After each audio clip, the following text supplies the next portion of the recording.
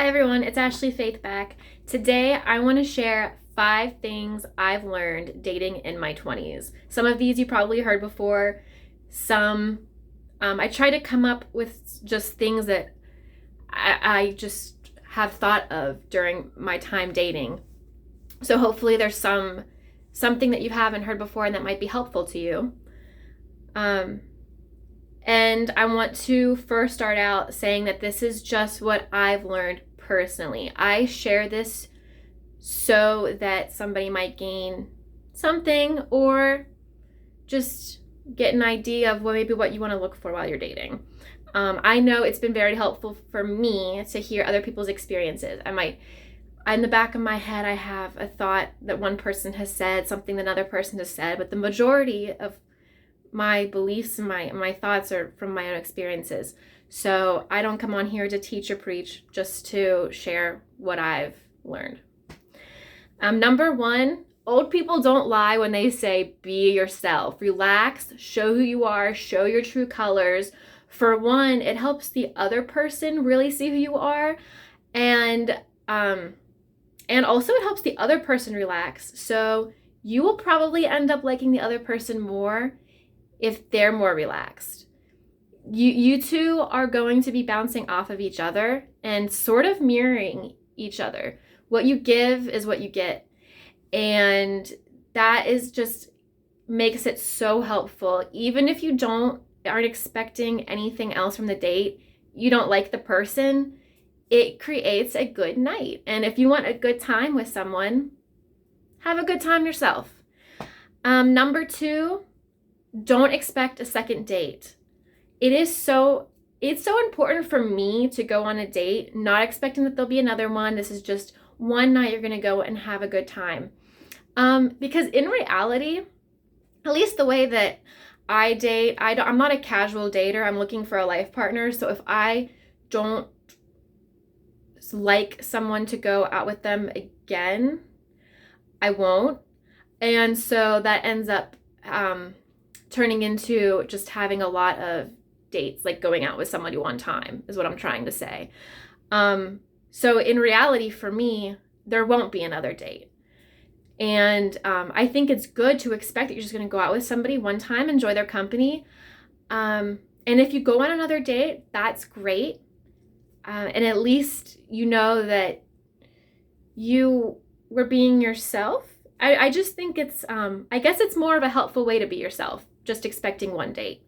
And it doesn't put too much pressure on it, I guess is what I'm trying to say. So let's move on to number 3, which is find out your values and beliefs and don't budge. For me, this means religious. I need somebody who has the basic religious values as me. I want someone who believes in God and puts their faith in God. That's it. I also think it's important. Some people might not agree with this, but we live in a very political day and age, and I find it very important for me to find somebody who shares the same values and beliefs politically. That has turned more into a worldview problem in our culture. So really, that's just to say I want someone with the same worldview as me. I find that very important. So if that's different for you, let me know. I'd be interested to know how you sort of navigate that. And that sort of contrasts with my tip number 4, which is keep an open mind on who you're looking for. I would say this is more for the superficial details or the minor details. Don't have an image in your head of who you are looking for. My partner's going to look like this, do this, have this job, make this much money, be like this. I don't think that's fair for anybody. I wouldn't want someone to come in with that expectation towards me. And the reality is we don't know who we're going to be with. So we shouldn't put that out into the world, blocking ourselves off from that. We could be missing a great opportunity if we limit the people that we talk to and give a chance. Last but not least, number 5, I think this is the most important tip that I've discovered. Trust your instincts. This is, some people call it the ick. But it's more than that. It's the little feelings that you get. Something feels off, something doesn't feel right, you're unsure, you think, I don't know. That is your instinct talking to you. That's your gut. And I think as you get older, I know this will change as I get older, that will develop more. And I think it's more about learning to trust yourself, trust your instincts, trust your vibes, what you're feeling. These are very, very, very important. And I'd really say experiment with this. You know, if something doesn't feel like there definitely has been a time where I said, you know, I don't think I want to go on a second date. Something doesn't feel right about this.